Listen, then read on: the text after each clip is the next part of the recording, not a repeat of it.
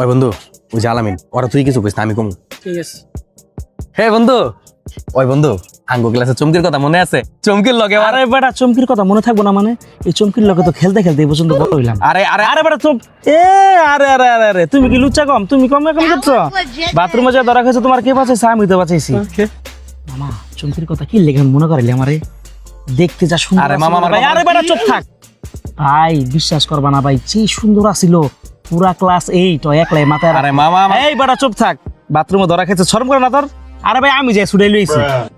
কি কি সমস্যাটা কি? শোন বেটা আমি ভুলা যান না এগুলা, আমনে কম খান নাই মানে ওই যে এক লোক আইসক্রিম টাইসক্রিম খাইছে আর কি, এমনি চুপ ভাই সেই একটা জিনিস ভাই আমার তো। আরে বেটা থাম বেটা, চমকির লগে কাল কর বিয়া। হ্যাঁ চমকির লোকের বিয়া? ভাই আপনি জিতছেন, আপনি জিতছেন।